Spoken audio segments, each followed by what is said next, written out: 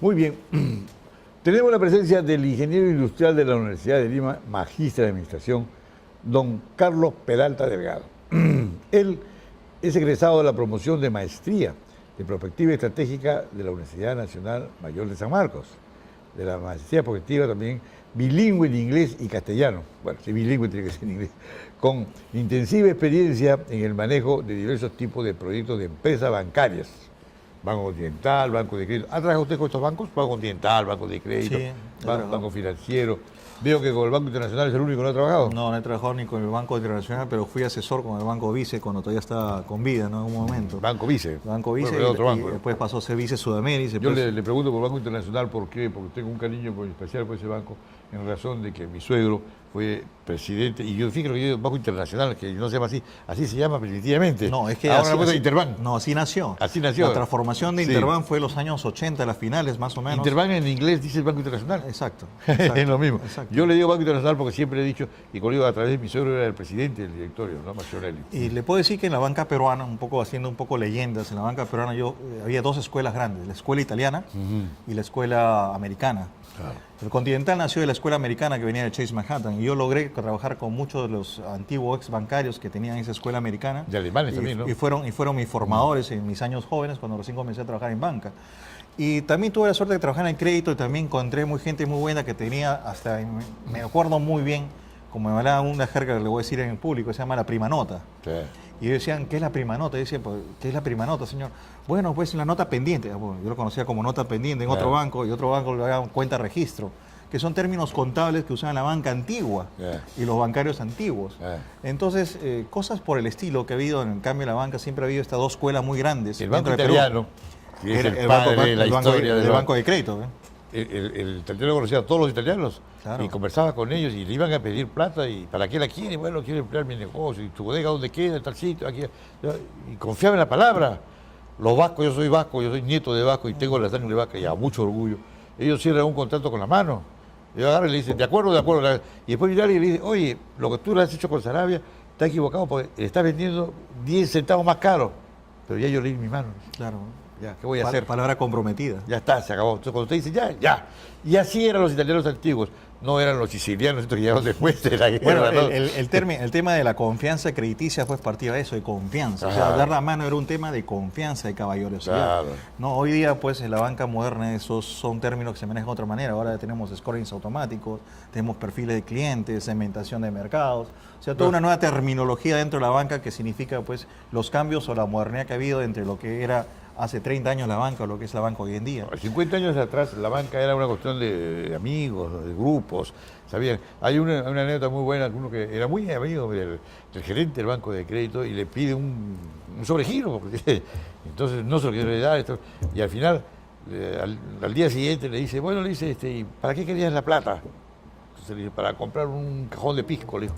¿Y por qué? Porque era mi santo. ¡Ay, me lo hubieras dicho!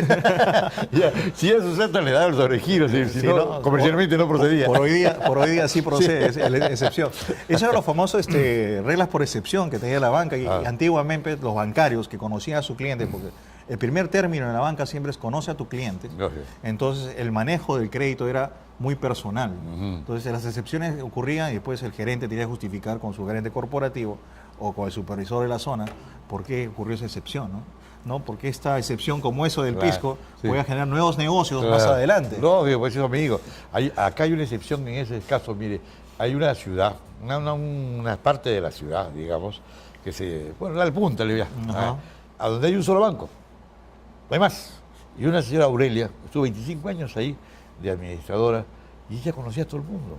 Usted iba a hablar con ella, estaba hablando de un negocio, y entraba uno, hola, oye, tu letra, ya sabes, pasado mañana se ve, así, oye, tal, oye, qué bien, oye, el fulanito que me recomendaste, que conocía a todo el mundo, Un día el banco, por esas cosas que tiene, o le lomo cambiarla, ¿no? Se levantó en pie de guerra a la punta, hicieron un formulario, firmaron todos y dijeron, si se mueve Aurelia de acá, cerramos la cuenta y nos vamos a Callao. Imagínese. Tuvo 25 años de administradora. Imagínese. Regresó inamovible. ¿Sabe cuándo salió? Cuando se jubiló. A la jubilación. A la jubilación salió recién. Y me daba risa, porque usted está conversando con ella. Y me dice, oye, espérate un poquito. Oye, sinvergüenza, tu letra. Que ya hoy día vence, pues, y nada. No, si vengo a pagar. Ah, estás atento a pagar. Ah, si vengo a pagar antes. Pues ya pasa. Era tremendo. Y eso ocurría porque antiguamente los bancos, y bueno, todavía hoy día, los cierres de mes son cierres terribles porque todo el mundo tiene que poner sus cuentas al azul. Claro. Para no pasar el balance de la agencia en rojo. Sí, sí. Y obviamente eso sí ya se ha automatizado. Y si hacemos un poco lo que es mi negocio ahora, que llamo la prospectiva, Sí. que es ver, yo veo el pasado, que es la retrospectiva, y veo la prospectiva del futuro. La tecnología pues ha hecho un cambio vertiginoso en lo que es el manejo de relaciones comerciales, relaciones tecnológicas y relaciones personales, ¿no? Y es por eso, don Enrique, yo agradezco la invitación y poder un poco divulgar esta nueva herramienta social que es la prospectiva, que muy poca gente la conoce. Y le cuento una anécdota. Nosotros hemos formado una empresa que se llama Musuchay Consultores en Prospectiva. Musuchay. Y Musuchay es una palabra quechua que significa renacer. Porque nosotros queremos renacer el manejo de las empresas de una manera, ¿de dónde? Partiendo de su presente, conociendo sus fortalezas y debilidades, que es parte del planeamiento estratégico, para poder proyectar hacia el futuro y conocer el escenario del futuro. Y le cuento la anécdota, ¿por qué? Porque justo en el momento que estamos en registros públicos haciendo la reserva de nombre, voy a hacer pues voy a registros públicos y digo, señor, mi escritura, y el señor registrador pues, puso Musuchay, ¿no? Consultores en perspectiva. Claro. Entonces yo le digo, doctor, abogado, ¿por qué me ha puesto usted muy parecido a mí. Consultores en perspectiva? Claro. Entonces le digo, no, yo soy consultores en prospectiva. Claro, no, es que yo no conozco la palabra, señor Mami, lo estaba haciendo un favor porque estaba arreglando la palabra. Imagínese. Entonces le digo, el ignorante es usted, no yo. Señor, discúlpeme, pero usted me hace pagar otra vez una modificación por un error que usted no conoce qué significa perspectiva. Si no conoce, pregunte, pues. Exacto. Entonces, le cuento la anécdota porque así como teníamos este pequeño problema que surgió en registros públicos, bueno, hay muchas personas alrededor que no conocen lo que es la prospectiva. Es una nueva ciencia social que viene de hace 50 o 60 años, ¿no? Viene más, donde los avances tecnológicos han influenciado mucho en conocer algo. ¿Cuál es el futuro? Claro. Pero el futuro, pues nosotros no somos gurús, ni tenemos una bola de cristal, ni tenemos nada, ni tenemos nada, ni tenemos la ouija, ni el turbante para poder decir, bueno, señor, mañana usted va a estar muy bien de salud, usted se va a ganar la tinca y usted se va a ganar la polla. No, eso es mentira, eso no es la prospectiva. La prospectiva realmente es a través del consenso de los expertos conocedores en los temas, mediante toda una metodología de trabajo que se hace a través de dos tipos de escuelas, la escuela inglesa y la escuela francesa, de donde viene la prospectiva y el foresight en la parte inglesa. Entonces, nace esta tecnología con la cual nosotros podemos anticiparnos y diseñar un escenario futuro en el cual nosotros, sabiendo qué es el escenario futuro que va a ocurrir, recién ahí hacer lo que conocemos muy bien y que a veces no hacemos bien, que es el planeamiento estratégico. Porque el planeamiento estratégico no es nada más que la construcción paso a paso como una escalera hacia un futuro que queremos, ¿no? Y es por eso que hay un triángulo muy lindo, que lo dice un autor, Miklos Tello, que tiene un libro que se llama La Prospectiva Estratégica, y este es un autor mexicano donde tiene toda una metodología y dice, bueno, primero, si tú conoces el futuro, te puedes anticipar, y si te puedes anticipar, puedes tener acción, y si conoces la acción, ya puedes hacer la retroalimentación, que es el cambio.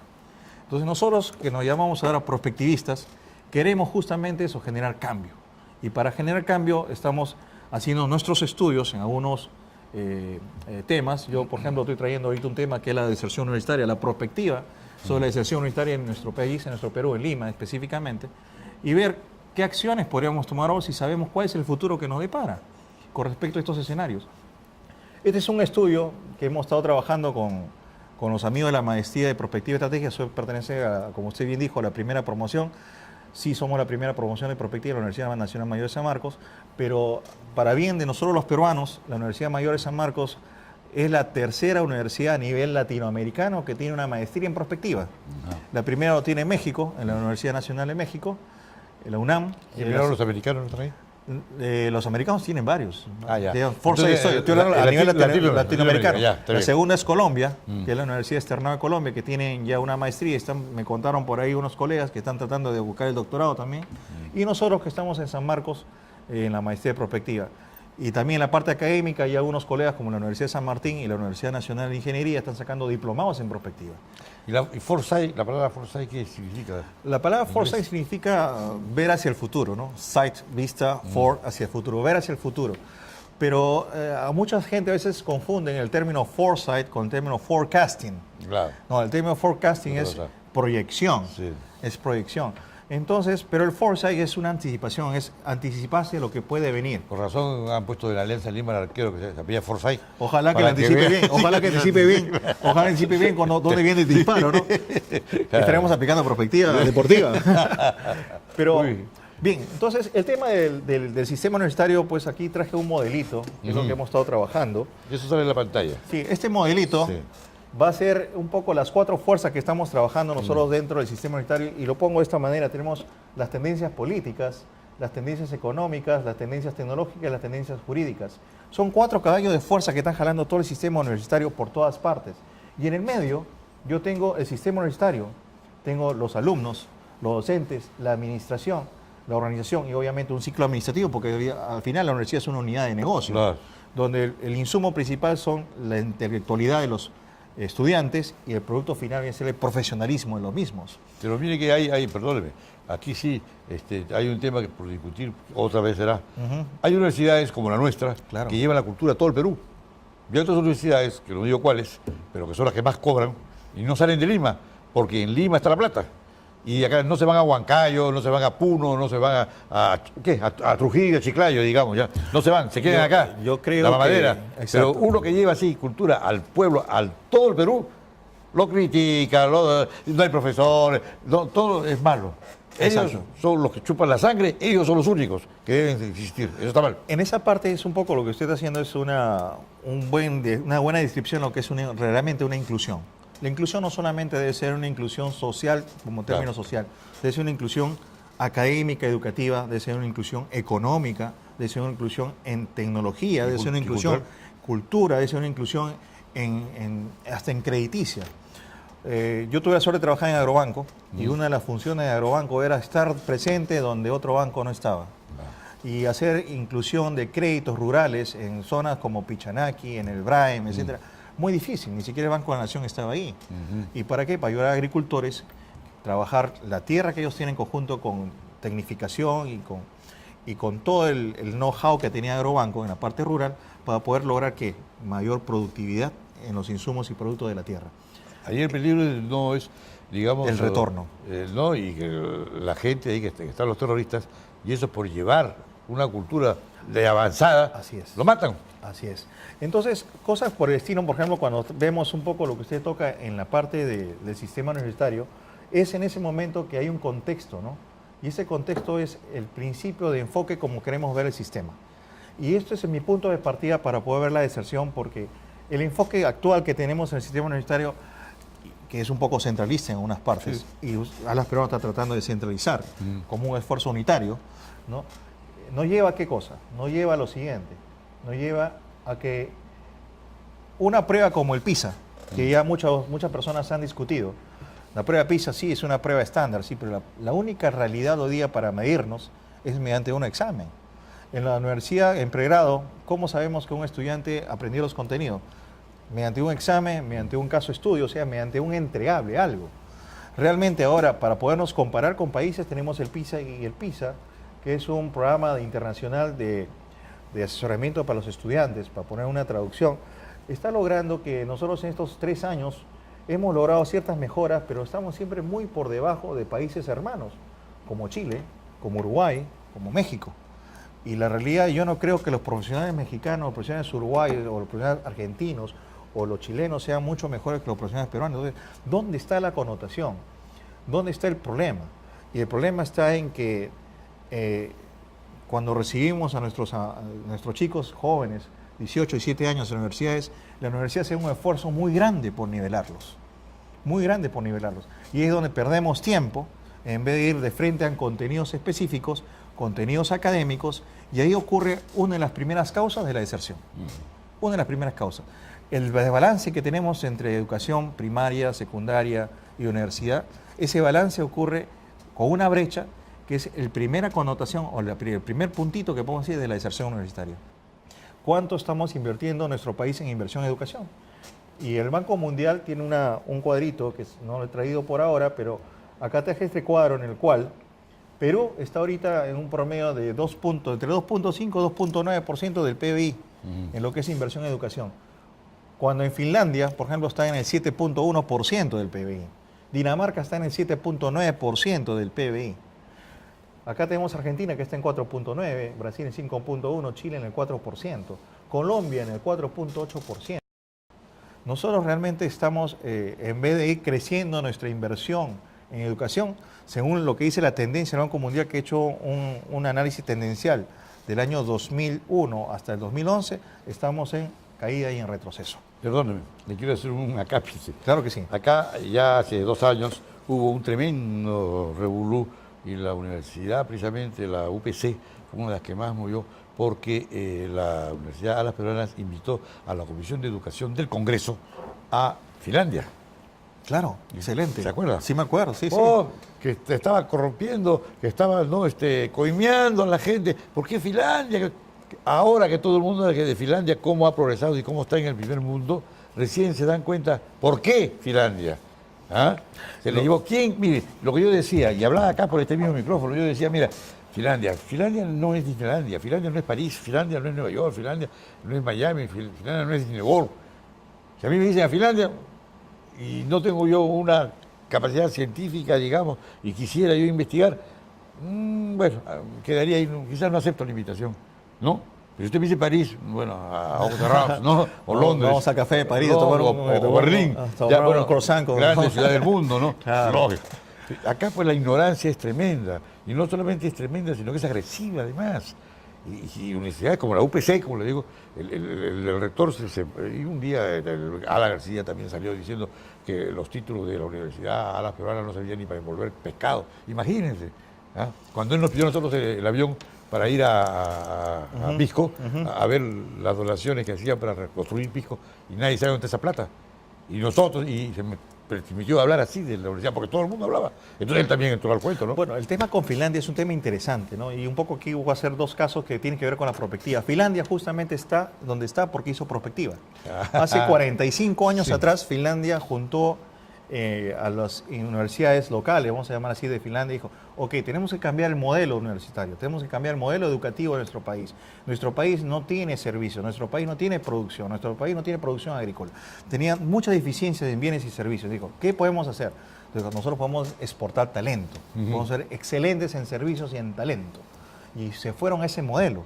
Hicieron prospectiva de eso, plantearon sus indicadores, plantearon su escenario futuro, hicieron las inversiones adecuadas mediante el planeamiento estratégico y están donde está Finlandia hoy día. Finlandia, por ejemplo, como les comenté, está en el 7.1% de lo que es inversión del PBI. Y las familias de la educación inicial hasta la educación superior de Finlandia es totalmente financiado por el gobierno finlandés. Inclusive por ahí me comentaron de que si un extranjero europeo postula a una universidad finlandesa, Finlandia financia. Lo financia la educación, con el fin de que esta persona, mediante los años siguientes, se quede a hacer docencia, ¿no?, en las universidades de lo que él ha aprendido y después retorna a su país, como una especie de pago a esa educación gratuita que han retenido. Cualquiera, pues cualquiera nos vamos. El problema ahora en Finlandia es que hay que hablar por lo menos 2 idiomas. Finlandés. Hay que hablar finlandés e inglés. Sí, mucho. Hay que hablar finlandés e inglés. Con K, es terrible. Exacto, eso es un alemán medio diferente. Sí, sí. Pero básicamente es eso. Entonces el modelo finlandés realmente es un modelo para sacarse el sombrero. Las pruebas PISA, las pruebas de comparación, pues lo dicen, ¿no? Y más aún, los modelos de negocio finlandés están muy por el lado de comercialización. O sea, los señores ganan en la comercialización, son los mejores comerciantes dentro de Europa y tienen unos modelos de negocio muy lindos. Está también el trabajo de startups que maneja también Finlandia. Y otra cosa muy interesante, ¿por qué la prospectiva? Y ahí viene el segundo caso que le quiero mencionar. Justamente una empresa americana como la Shell aplicó la prospectiva en los años 70. Usted se acordará pues el famoso año 74, cuando la OPEP subió el barril de petróleo de $1 a $100, que fue un caos a nivel internacional. Terrible. Fue terrible. Y de ahí esa época se pensó mucho que la gasolina se iba a acabar, que ya los motores de gasolina se iban a tener que transformarse en otro tipo de tecnología, que inclusive me acuerdo que un profesor que yo tenía en secundaria me decía, cuando tú terminas tu universidad, tú de repente no vas a poder comprarte un carro porque ya no va a haber gasolina. Fíjense cómo eran los pronósticos en aquellos años a lo que hice. Bueno, han pasado ya muchos años de que salí del colegio, más de 30 años que salí del colegio y todavía tenemos gasolina, tenemos gas, tenemos tecnologías híbridas, o sea, pues tenemos todavía carros. Y lo que es peor, lo pagamos. Con gasolina 18 soles por galón. La gasolina más cara, no estamos en Perú. Pero a lo que voy es, ¿cómo hizo Shell para poder aplicar la prospectiva? Justamente un uno de los doctores de la prospectiva del Foresight, ¿no? Michael Skinner, con su unidad de prospectiva y de planeamiento estratégico de la Shell, hicieron una serie de escenarios futuribles, que llamamos nosotros escenarios del futuro, de lo que podía haber pasado con la gasolina, con el barril de petróleo. Y uno de esos escenarios era justamente el que decía que el grupo árabe, por lo que estaban ellos analizando en los años 60, se adelantaron como 15 años a lo ocurrido, en los años 60, y dijeron, esto es el escenario que más puede ocurrir en los 70s. Y generaron pues planes estratégicos alternativos al momento. En esa época pues no teníamos computadoras, no teníamos text message, no teníamos internet, no teníamos, solamente estaba el telex. Twitter. No existe Twitter, estaba el telex, Claro. ¿no? El fax en sus incipientes, ¿no? Y los telégrafos, los telégrafos, ¿no? El código Morse. Entonces, al momento que se genera este problema de la OPEP, el telégrafo, el telegrama, los fax, los teléfonos a nivel internacional comenzaron a sonar a todos los gerentes corporativos de Shell, y los gerentes sacaron pues su carpeta guardada con respecto al escenario y dijeron, apliquen el escenario 1, 2, 3. Comiencen a hacer. Entonces, ¿qué tenían que hacer ellos? Si el petróleo, como la comunicación iba a ser inmediata para todo el mundo, que comenzaron a comprar tierras, a comprar petróleo, a comprar derivados en adelante. Y es por eso que Shell, en los años 70, se convirtió en una potencia grande en lo que es el mercado de petróleo, donde pudo tumbar a empresas en esa época grandes como la Gulf, ¿no? Como la Texaco, que ahora se ha vuelto solamente americanas y inglesas, claro. Ingleses también. Entonces, esa fue la fortaleza de Shell. Y ahorita Shell, si ustedes entran a la página web de Shell, van a ver que hay una serie de estudios de prospectiva, de Foresight, que ellos los ponen de manera gratuita diciendo esto fue el escenario que nosotros pensamos hace 10 años atrás y ya está ocurriendo, ¿no? Entonces se comprueba que la herramienta realmente funciona siempre y cuando esté bien aplicada. Y volviendo un poco a nuestro tema de la deserción universitaria, y aterrizando estos dos ejemplos de la prospectiva, sí, ya estamos avanzando. Yo quería decirle, por ejemplo, que aquí la deserción universitaria no solamente es un mal peruano, está en Italia el 55%, ¿no? Alemania el 22%, Japón en el 10%. Ahora, ¿qué ocurre en Perú? ¿Qué ocurre en Perú? En Perú, nosotros hemos hecho estadística de acuerdo a lo que ha sacado la Asamblea Nacional Rectora en la última estadística del año 2010, y hemos hecho un modelo, primero de forecasting, para ver qué ocurre entre las personas que ingresan y las personas que salen, teniendo este modelo como un promedio de 5 años, que es lo que dura la duración de un estudio promedio, ¿no? Hay carreras, bueno, de 6, 7 años, pero tomamos un modelo de 5. ¿Y qué ocurre? Tenemos que la tendencia de la deserción universitaria ha ido creciendo en el tiempo, ha ido creciendo. Los ingresantes están en la primera columna y los alumnos que no culminaron están en la segunda en amarillo. Y ha ido también creciendo. A medida que ha ido creciendo ingresantes, también ha ido creciendo la deserción. Pero ¿qué ocurre con respecto a la entrada y la salida? Si lo vemos de un modelo de ingeniería. La entrada, los estudiantes que ingresaban, por ejemplo, en el año 2000, ¿y cuántos han salido? Hoy estamos en 2014. O los que ingresaban en 2005, ¿cuántos han salido hoy día en 2014? Entonces nos damos cuenta que la variación porcentual en los últimos 20 años está entre el 45% y el 65%. Hoy, actualmente, la variación porcentual de deserción es de casi del 60%. Eso es lo que está ocurriendo hoy día en Perú. La tendencia que tenemos a nivel de forecasting todavía no es prospectiva. A nivel de forecasting es que la deserción de Perú está en un 60%. Quiere decir que hoy día, personas que ingresan en el año 2014, si terminan sus 5 años de estudios, no. El 40% sí va a terminar. 60% no. Lo cual es una inversión muy grande para el país. Claro. Y es preocupante para todas las universidades. Entonces las universidades tienen que hacer a un modelo de retención, a un modelo de forma de cómo poder apoyar a estos estudiantes, porque los factores, y eso lo vamos a ver quizás en la parte, un poco avanzando los temas, en los modelos, que es esta parte de acá, que es un poco de modelo futurista que digamos yo, son 4 factores importantes. Uno es la brecha que hemos trabajado en la parte de lo que es secundaria y universidad. El segundo son las metodologías de estudios. Nosotros en el Perú no estamos avanzando en las nuevas metodologías y los estudiantes ahora quieren todo con rapidez y de una manera intuitiva y fácil. Y los profesionales hoy día seguimos todavía con el método directo de transmisión verbal. Y segundo es la parte económica. Si bien es cierto que estamos en un Perú que ha cambiado, es un Perú que ahora tiene dinero, es un Perú que tiene un PIB creciendo, es un Perú que no es lo mismo que el Perú de hace 30 años, no hay ahorro. los niveles de ahorro del Perú no son como se esperaba si es que hay crecimiento. Entonces, si no hay ahorro, no hay previsión. En una encuesta que hemos hecho con los padres de familias, padres parejas de 20 a 40 años, que tienen niños de 0 a 1 año, el 58% de estas parejas dicen, yo quiero ahorrar para darle una mejor universidad a mis hijos. Pero no lo hacen. O sea, se quedan en el deseo. Se quedan en el deseo. Claro. No lo hacen. En Estados Unidos hay modelos previsionales, que, por ejemplo el fideicomiso educativo, en el cual uno va poniendo plata todos los años. ¿Desde que nace? Así es. Claro. Y después de unos años, pues ese fideicomiso va a la universidad y cuando el niño ya después tenga en edad de la universidad, ingresa a la universidad, pues tiene totalmente todo pagado. Claro. Entonces, modelos de este estilo económicos existen. O sea, remedios para poder plantear el remedio económico existen. Remedios para plantear el problema metodológico también existen. Remedios para plantear el modelo de brecha educacional también existe. El problema es el deseo. Por eso que un poco cuando conversamos al principio entre bambalinas, decía, creo que hay un tema de desidia también, no hay acción para estos cambios, ¿no? Y el modelo que nos estamos yendo en el futuro, según estas previsiones de este estudio prospectivo, es que vamos a estar siempre en lo mismo de siempre. O sea que los drivers políticos y sociales del Perú van a estar muy bien, va a haber un buen clima social y político, ¿no? Esto es un modelo que está orientado hacia el año 2030. Pero en lo que es la parte económica y tecnológica, vamos a ir un poco negativo, o sea, nos vamos a quedar siempre muy atrasados. ¿Por qué? Justamente por los niveles de inversión. Porque no vamos a invertir en tecnología, porque no vamos a invertir en cambio. En investigación. En investigación. Lógico. O sea, si solamente investigamos estos dos ejes, estamos yendo a un eje que es lo mismo de siempre. Bueno. Cuando nosotros queremos no ir a ese eje, tenemos que ir a un eje donde un escenario todo positivo donde la deserción que está en 60 pues vaya a un 8%, que baje. Un 9%, un 10% como japonés. Que baje y que suba la investigación. Así es, claro. Así es. Muy bien, bueno, ha sido muy interesante su presentación. Veo de que acá hay todavía mucho por hablar. Hay mucho por hablar. Creo que más adelante vamos a volver a reunirnos para conversar con esto. Encantado. Ya, y me encanta el tema porque es una cosa muy interesante para la universidad actual.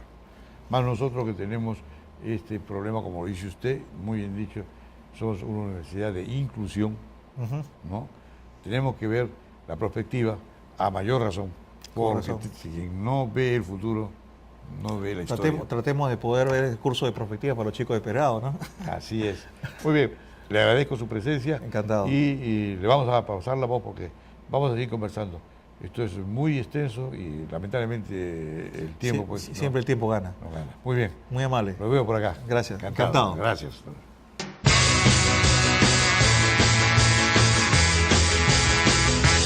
Estudie su posgrado virtual en la Universidad Alas Peruanas para perfeccionarse con el nivel que exige el mercado competitivo, sin límite de tiempo ni espacio, con moderna infraestructura virtual interactiva y asesoría permanente. Maestrías y doctorados de exigencia actual. Informes en nuestras unidades descentralizadas a nivel nacional y en nuestra página web.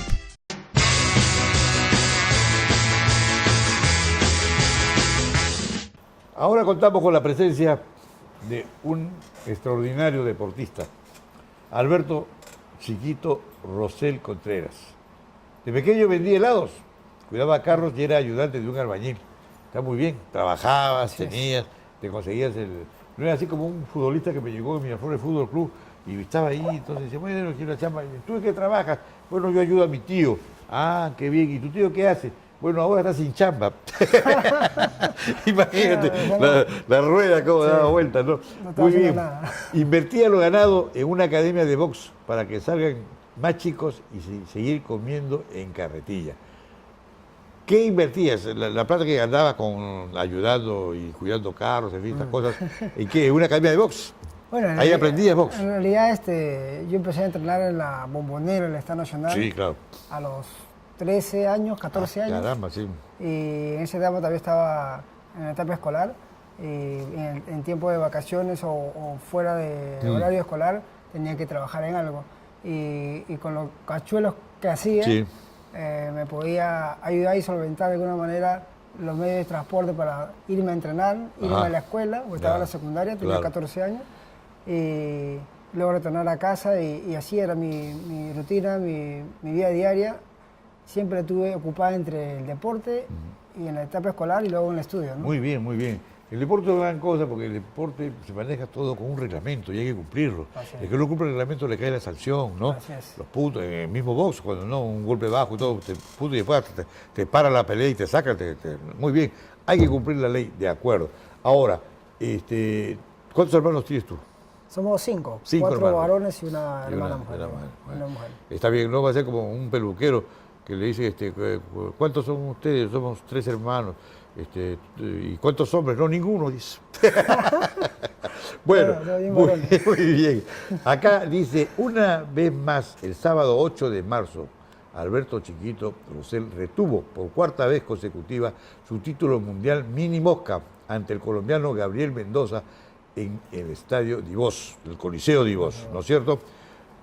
4 veces has defendido tu título. Así es, ya hoy en día ya defendí el título mundial ganado hace 2 años por 4ª ocasión. Y para mí, de hecho, que es muy motivante y de mucha satisfacción y alegría de haber mantenido mi título ya por 4 vez. ocasiones. O sea, cada 6 meses tienes tú que cada 5 o 6 meses tengo que estar exponiendo y defendiendo el título mundial por reglamento, ¿no? Claro. Yo soy el campeón mundial de la AMB, que es la categoría mini mosca. Hay 15 ranqueados mundiales en mi división, mi peso mini mosca. Y todos los 15 boxeadores están esperando su oportunidad por una chance mundialista. Todos te quieren sacar la chachoca. Todos quieren el campeonato. Antes yo buscaba el campeonato mundial y iba a retar a los ranqueados mundiales que estaban arriba o al campeón. Y ahora ya... Es al revés. Dime tú, cuando fuiste a pelear, ¿con quién te tocó pelear? ¿De qué nacionalidad era? Hace 2 años, ¿no? Claro, yo ¿Dónde peleaste? Primero tuve una chance mundialista en 2010 en México.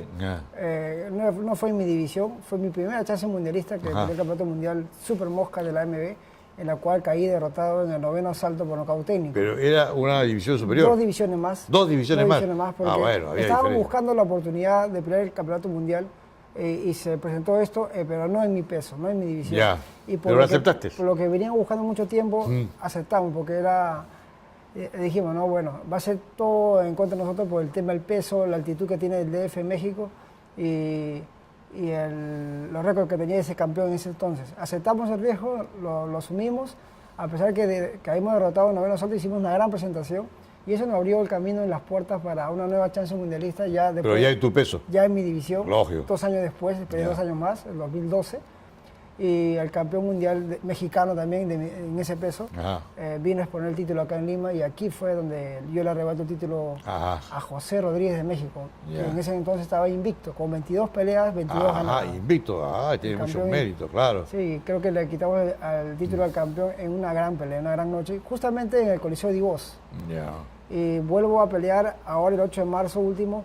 Y regreso otra vez al Divós después de 2 años, ¿no? 2 años. ¿Las otras 2 peleas dónde las hiciste afuera? No, las he defendido aquí en todas en las 4, claro, está bien, como corresponde, pues es tu país, ¿no? Mientras, el esfuerzo es ganar el título y hay que buscar el título donde esté, ¿no? Y si tienes el campeonato mundial ya ganado, tienes que defenderlo en tu país, ¿no? Lógicamente. Y he defendido en el Divós, he ganado en el Divós, defendí también en el Callao en 2 ocasiones. Y también en Plaza Norte y ahora he vuelto al Divós, ¿no? Ahora, la Asociación Mundial de Box que te patrocina, cuando tú ganas el campeonato y cuando lo disputas, te da un premio, ¿no? Un premio, digo, que lo recibes aunque pierdas. Claro, yo me debo a un promotor, yo tengo mi promotor, Jorge Barta, que es mi promotor, que ha visto toda mi carrera como boxeador profesional, y él, en su condición de promotor, tiene que buscar meterme a un ranking mundial, hacer un récord de peleas, buscar peleas de box y conseguir contactos en la entidad mundial para que me reconozcan en un ranking mundial.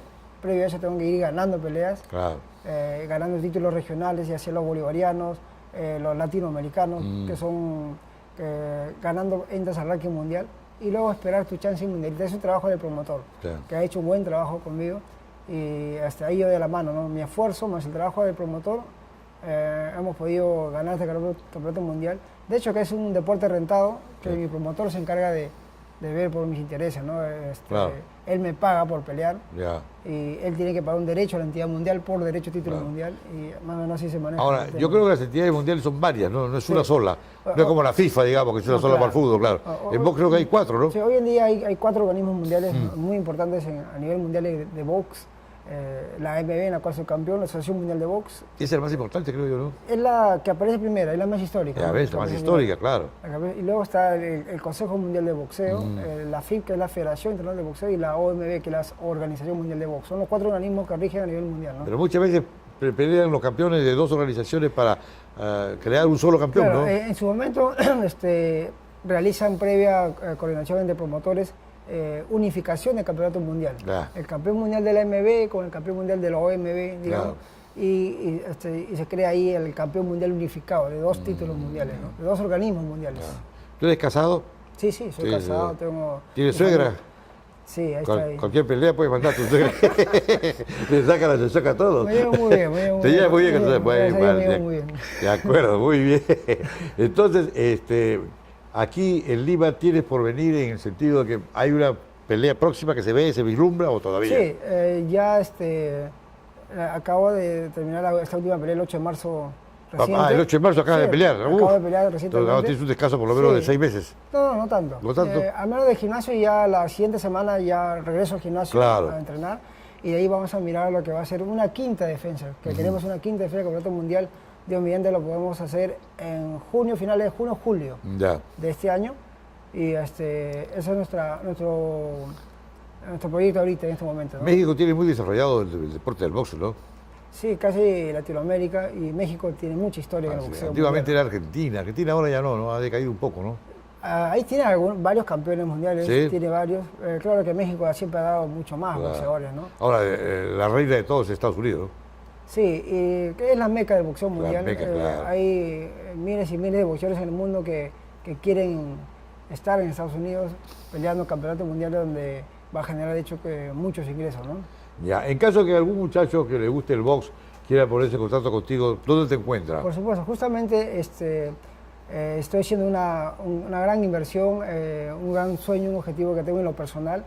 Estoy ya cerca de un mes más, creo que debo estar inaugurando mi propio gimnasio de boxeo. Ah, qué bien. he invertido- ¿A dónde está ubicado? Estoy entre San Martín y Los Olivos, Ya. entre Universitaria y Carlos Aguirre. Ahí estoy a próximo, en un mes más, estoy inaugurando mi propio gimnasio de boxeo para poder, digamos, transmitir y volcar todas mis experiencias vividas en el deporte hacia la nueva niñez, a la juventud, que hoy en día, bueno, están por el mal camino muchos de ellos. Claro. Y creo que es importante encaminarnos en el deporte y en el estudio para que ellos puedan tener un futuro mejor, ¿no?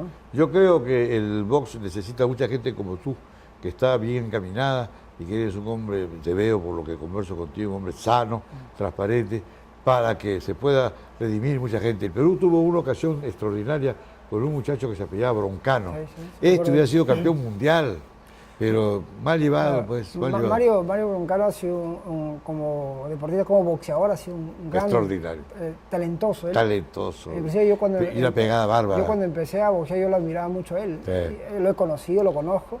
Pero ya en el tema personal, su vida privada fue muy malo para él. Muy ¿no? malo. Desde Incluso joven, lo mandaron muy a Cuba para que tuviera oportunidad de separarlo y de desarraigarlo de los elementos que aquí lo aconsejaban, lo tenían, lo llevaban. Y resulta que ya también comenzó a desaparecerse cosas y mal. Sí, los cubanos lo devolvieron.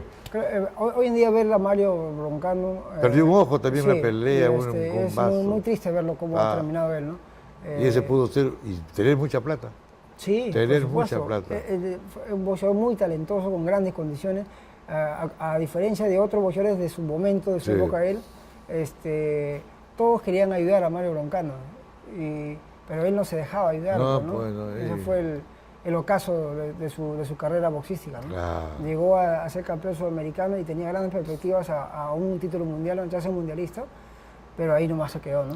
Ya desesperados en el box, lo mandaron a Cuba, ya como último, extremo, y al final los cubanos lo devolvieron. Sí, No lo querían. Creo que ya no había, digamos, más proyección con él, ¿no? Porque Gente no como quiso, tú ¿no? es un ejemplo muy bueno, un ejemplo digno y digno de alabarse y de apoyarte. Nosotros acá te vamos a dar todo el apoyo que necesites para tu próxima pelea, tus próximos compromisos, y te felicito por querer encauzar por el buen camino a tantos muchachos que les gusta el box y desgraciadamente andan con esta idea, pues, ¿no? de ser un poco arrabaleros, digamos, como dicen los argentinos. Claro, yo creo que el deporte, y sobre todo el boxeo, que es un deporte de contacto, le va a poner mucho orden a muchos jóvenes, a la niñez, a la juventud. Esa es una forma de encaminarlos y tener su tiempo ocupado siempre en el deporte y el estudio. Yo creo que esa es la base del éxito, el deporte, claro, el estudio, el arte, la cultura. Y no hoy en día que hay tanta diversidad de optar por mal camino. Y tanta delincuencia, y tanta droga. La inseguridad y la delincuencia juvenil que ha crecido cualquier cantidad. Creo que hay que darle necesitamos buenos ejemplos. Buenas lecciones de boxeo. Y tú eres un buen ejemplo. Claro. Estamos luchando. Y eso quiero transmitir, ¿no? a la juventud. Hay muchos niños, muchos jóvenes que tienen talento y tienen muchas condiciones para el boxeo. Y me da mucho gusto que muchos de ellos quieran emular de alguna otra manera mi carrera deportiva. Porque me preguntan cuando voy, Rosera o Alberto o Chiquito, ¿no? ¿Cómo has hecho para ser campeón mundial? ¿Cómo haces? ¿Cuál es el secreto? Aquí no hay secreto. Aquí el único trabajo que hay que hacer es entrenar día a día en el gimnasio y querer de verdad ser un campeón, ¿no? Lógico. Muy bien. Te agradezco tu visita, te deseo éxito y ya sabes, la próxima vez que tú necesites programar una pelea, nos vienes a buscar, nosotros acá le hacemos propaganda. Listo, no te preocupes. Listo. Encantado. Encantado. Adiós. Gusto. Total.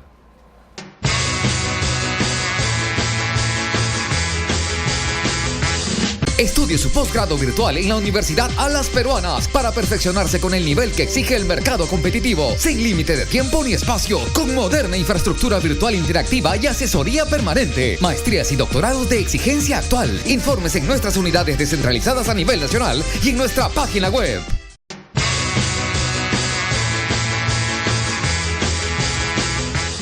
Nos encontramos con la presencia del congresista Renzo Reyardo Barreto. Él está actualmente empeñado en el tema de la seguridad ciudadana.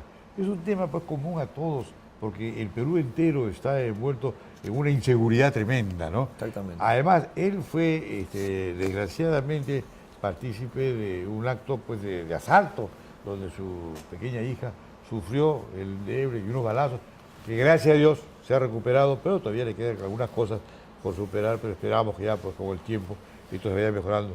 Mejor déjame que él hable, que es la persona que va a hablarnos sobre la seguridad ciudadana.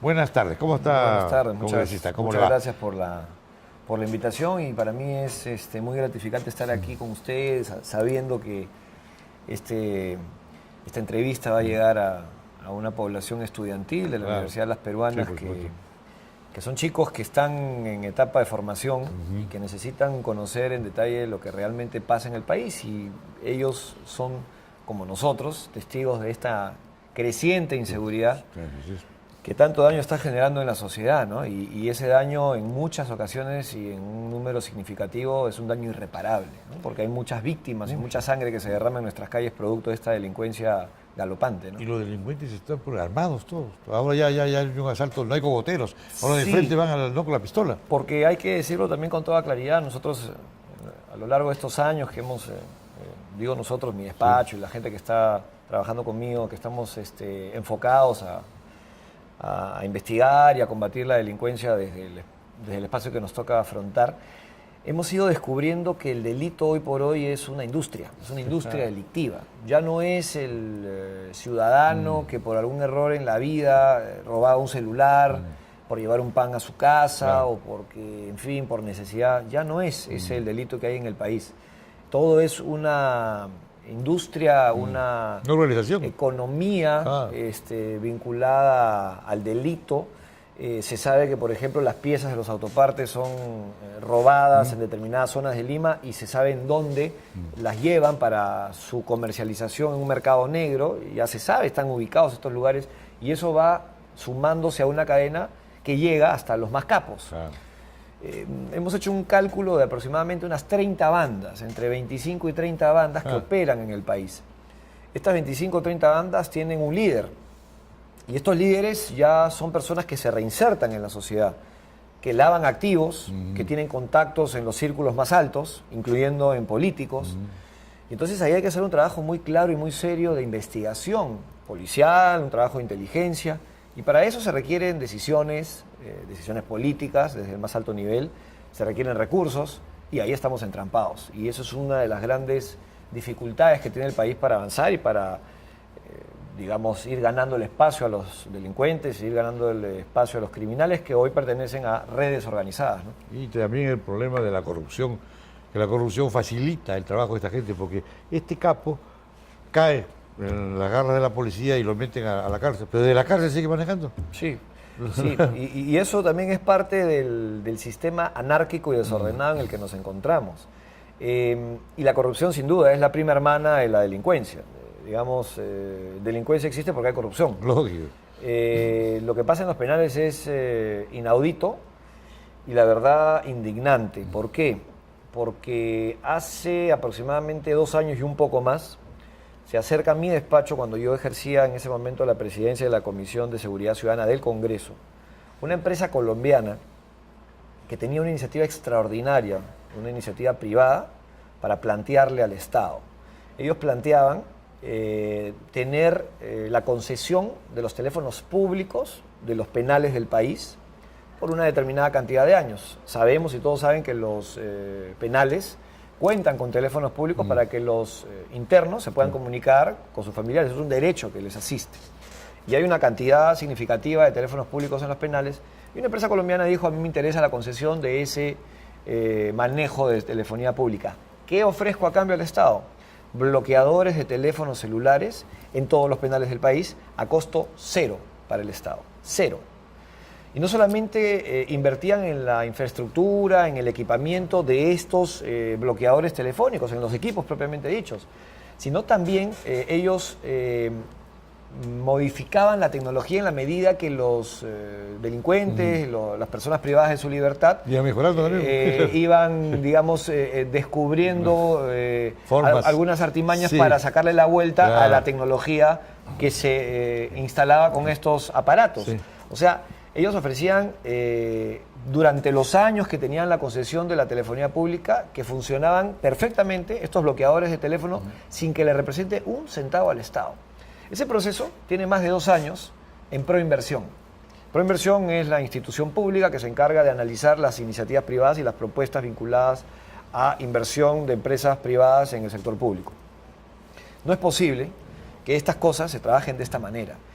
La seguridad o la inseguridad ciudadana es un tema prioritario, es un tema que tenemos que entenderlo, tienen que entenderlo las autoridades, el gobierno central fundamentalmente, el presidente de la República y los ministros del sector, tienen que entenderlo como una situación de emergencia, una situación que tenemos que tomar medidas hoy, inmediatas.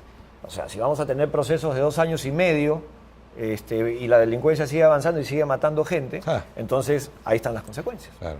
Es indignante realmente, esto es un ejemplo que doy, y como hay un montón.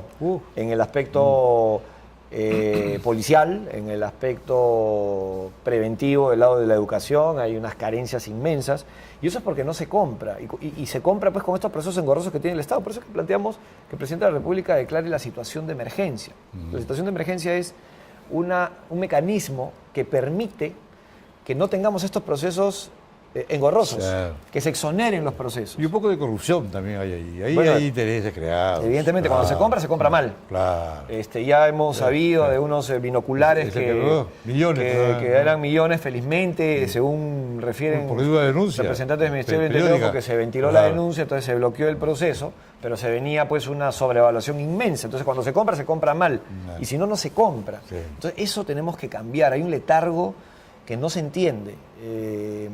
Han habido casos muy sonados, entre otros el que me tocó vivir a mí, y mucha gente tuvo la expectativa de que a partir de ese momento iba a haber un punto de quiebre, un comienzo y un final de ciertas etapas, pero no, eso fue un tema momentáneo, coyuntural, que la verdad se dejó un poco estar, y hoy día seguimos en la misma situación.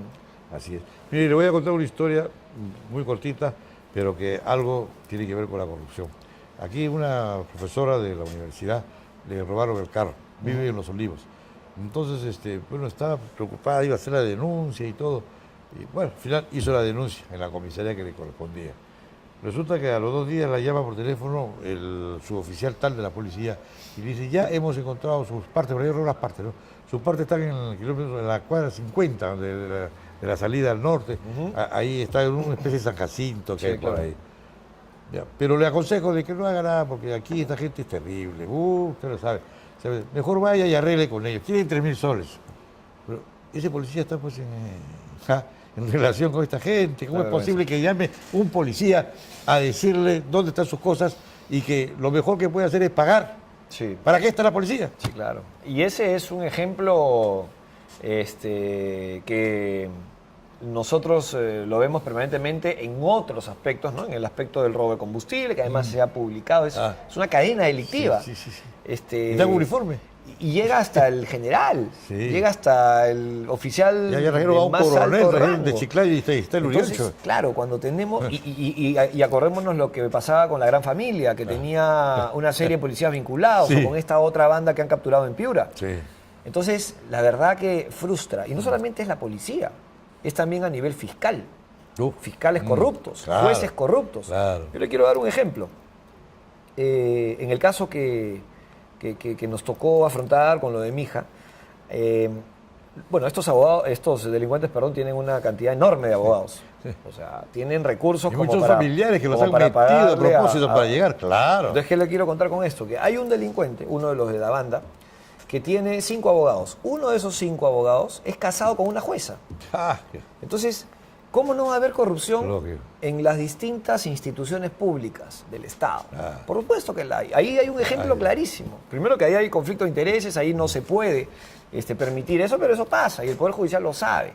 Entonces, claro, hay abogados que defienden a los delincuentes, que digitan los casos de sus defendidos y los llevan a salas vinculadas Sí. a ellos y a una red delictiva, que son también los abogados, y también a fiscalías vinculadas a sus intereses. Es tremendo. Entonces, cuando tienes una, ¿cómo decirlo? Una institucionalización del delito y de la corrupción, es frustrante. La gente y los chicos que nos están viendo dirán en qué mundo vivimos, en qué país vivimos. Cierto. Entonces ahí es donde se requieren tomar medidas drásticas, muy fuertes, radicales, y las tiene que tomar, y no es una cuestión de personalizarlo en la figura del presidente de la República, sino es porque es el máximo representante y tiene él que empezar a dar el ejemplo para que todo empiece a funcionar. Es el número uno. Es el número uno. Cuando surgió la posibilidad que el presidente asuma la tarea de ser él el presidente del Consejo Nacional de Seguridad Ciudadana, que justamente la asumió cuando sucedieron estos hechos nefastos en el año 2011, el presidente y todos los peruanos estuvimos muy expectantes a esa posibilidad de ser él el presidente, y él disponía y daba órdenes en ese foro que era finalmente un Consejo de Estado. Estaba ahí el presidente del Poder Judicial, estaba el presidente del Poder Legislativo, estaban los ministros de Estado, era un Consejo de Estado en seguridad. Una cosa muy importante, que a partir de ese foro se empezaron a tomar algunas decisiones, pero duró muy poco tiempo. Se tiró para atrás, delegó en el primer ministro, los titulares de los sectores envían a representantes a estas reuniones, no se toma decisiones y simplemente no se ve que se empiece a ejercitar una figura de ponerle un freno a esto. Y eso resulta frustrante. Hay muchas cosas en las que se tiene que trabajar y se tienen que tomar decisiones duras, drásticas. El tema de la reforma policial, el tema de las remuneraciones de la policía, de la poda policial, el tema de las cárceles, los brazaletes electrónicos, que es una medida que se tendría que implementar inmediatamente. Hay una ley, la ley no se aplica. Y finalmente hay que entender que las cárceles tienen el 60% de esa sobrepoblación que tienen hoy las cárceles del país, el 60% son personas que están procesadas, que no están sentenciadas. Entonces, los peligrosos están afuera y los, digamos, no inocentes, pero los que todavía tienen el beneficio de la duda están adentro. Implementemos el sistema de brazaletes electrónicos para que se les pueda monitorear. No estamos diciendo que los liberen, pero se les monitorea, cumplen con sus normas de conducta, de acuerdo al monitoreo de alguna empresa privada que se encargue de hacer ese trabajo, y metamos a los que tienen que estar adentro y que se resocialicen de verdad, y dejémonos de tener pues ese hacinamiento monstruoso que hay, porque ese hacinamiento también produce corrupción, problemas de sanidad, en fin, una serie vamos a decir, de carencias que se muestran permanentemente y que ya las conocemos, y que a partir de esta situación hay una cantidad de actos delictivos que provienen de los penales mismos. Entonces, Claro. Se tienen que tomar medidas Ya se, y drásticas lo que y no peor, se están tomando. ya se sabe que es así. Y Ya no se se hace sabe. nada por corregirlo. Y no se hace nada, en todo caso se hace muy poco. Se está pensando aquí en medidas a mediano y largo plazo. No quiero decir que no se ha hecho nada, algo se ha hecho, pero pensando en el futuro. Y lo que necesitamos es pensar en el presente. Claro, ahora. ¿Y por qué en el presente? Porque tenemos que empezar a darle señales claras a la población que hay un Estado eficiente. No solamente que hay un gobierno, hay un Estado. Claro. Poder legislativo, ejecutivo, judicial, todos juntos, tomando medidas drásticas por un periodo muy corto. La situación de emergencia es una medida que se debería tomar inmediatamente. La delegación de facultades, que el Congreso le delegue facultades al Ejecutivo para que se presente ese marco legal que se necesita para contrarrestar el delito. El apoyo del Ejército y de las Fuerzas Armadas a la Policía Nacional de acuerdo a un decreto legislativo del año 2010 que existe y que le da el marco legal para que en un trabajo preventivo complementen lo que está haciendo la policía en donde ya perdió el control. Ajá. Hay distritos en el interior del país que la policía ya no puede hacer nada. Claro. Ahí que salga el Ejército y que haga un trabajo de complemento al trabajo de la policía que tiene la titularidad del orden interno.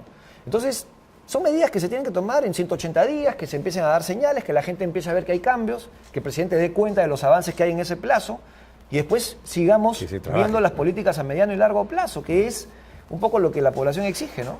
Usted ha dicho casi todo lo que hay que hablar sobre esto. Y es cierto, hay que hacerlo y ya. Hay que hacerlo ya. Bueno. Hay que hacerlo ya, no podemos esperar más. Veo que usted tiene un tema muy extenso y que me voy a permitir invitarlo para un par de meses acá a ver Con cómo mucho va la gusto, cosa. con mucho gusto. Y le brindo esta ventana Con para que muchísimo sea gusto. un informe, incluso del Congreso mismo, sin que ellos lo sepan, Por supuesto. pero usted le va a hacer un gran bien Por para que la gente se entere. Sí, claro que sí. Y además, que den además noticias también. Tenemos nosotros ahora en la computadora, en internet, tenemos la página web y estamos también en las que hay Redes ahora, sociales. las redes sociales. Exacto. ¿Ya? Entonces ahí la gente puede escribirlo, la gente nos puede mandar ideas, ¿no? Puede colaborar. Por supuesto, por y supuesto. nosotros colaboramos con usted muy bien, desinteresadamente y abiertamente y transparentemente, porque esto es un bien para la sociedad. Y además sería importante que todos los que nos ven, que a la gente que se llega permanentemente, a través ahora de la entrevista que ustedes me hacen, a quienes les agradezco, y por supuesto a través de los medios de comunicación, en las oportunidades que tengo de salir y dar declaraciones públicas, la gente tiene que saber en qué estamos, qué hemos hecho, Claro. qué ha hecho cada quien y hacia dónde damos, Sí, hacia se dónde prepara, queremos ir. claro, claro. Eso es importante. Lógico. La gente a veces no entiende mucho el Claro. trabajo, por ejemplo, legislativo. Sí. Yo debo decir que proyectos de ley han habido muchos y leyes inclusive aprobadas, pero hay mucha gente que no tiene idea que esa ley existe. Claro. Y hay leyes que no se reglamentan. Y hay yo no leyes digo que nada. no se reglamentan y hay leyes, Es el juego. efectivamente, y hay Ah. leyes que se aprueban, pero que no expresan el dejar sin efecto la norma anterior. Entonces hay leyes que contravienen otras leyes. Sí. Es un desorden Pero total. no lo dice, tiene que decirlo. Tiene que decirlo. Con esta ley, las demás. Tiene que derogarse En fin, expresamente, y si no se deroga, entonces hay jueces que hay mucho que interpretan hablar. a su antojo la norma anterior, Claro. seguramente por alguna Seguro que situación particular. hay que ¿no? mejorar también esas relaciones del Poder Judicial, de la Fiscalía, limpiarlas. Se necesitan drasticidad. Porque como este jefe que hemos tenido que ha liberado 4.300 presos, Exacto. también hay Exacto. mucho que hablar ahí. Por eso es que las medidas que se den tienen que ser ejemplarizadoras, Claro. tienen que ser verticales, Sí. tienen que ser drásticas y todos estar comprometidos. Claro. Y estas medidas se van a dar únicamente con la convocatoria del primer mandatario y también, por supuesto, de los poderes del Estado que estén presentes, de la sociedad civil, de la Asociación de Radio y Televisión, ¿por qué no de la Iglesia? Los periódicos. De los sectores empresariales, los periódicos, los medios de comunicación en su conjunto, y los que tienen que estar ahí. Y lamentablemente eso no creo que se pueda concretar porque estamos en una discusión tremenda entre los líderes políticos que se acusan unos contra otros, de los líderes políticos. Justamente de quienes representan a sectores del Parlamento Pero cuidado. para que instruyan a sus bancadas y que la cosa pueda empezar a caminar, Pero y cuidado. empiece a girar la rueda. Eso de los líderes políticos vamos a hacer un examen rapidito. Ala García, cuestionado. Toledo, cuestionado. El mismo alcalde de Lima, cuestionado. Toledo, cuestionado. Sí. Ya no queda nadie. Sí, está bien. Pero lo que digo yo es que eso es a la hora que se tenga que votar y la gente tendrá que decidir con su voto si avala o no esos cuestionamientos que hoy se dan y que son de público conocimiento. Aquí la idea es no blindar a nadie. Nada nuevo. Pero, reitero, en seguridad ciudadana tenemos que dar una tregua, hacer una tregua a todos los actores políticos. y entender que esta es una medida que nos conviene a todos los peruanos. Nos tiene que dar primero tranquilidad, nos tiene que dar paz, tenemos que mirar hacia el futuro, venciendo a un enemigo que está operando permanentemente, como fue el terrorismo. Y bueno, y seguir haciendo política en sus campos, en sus lugares de batalla, que lo sigan haciendo, pero en seguridad tiene que haber un pacto nacional que comprometa a todos. Si no es de esa manera, poco se va a avanzar. Poco se va a avanzar. Muy bien, le agradezco su visita. Muchas gracias a ustedes. Encantado. Gracias, muy amable. Gracias.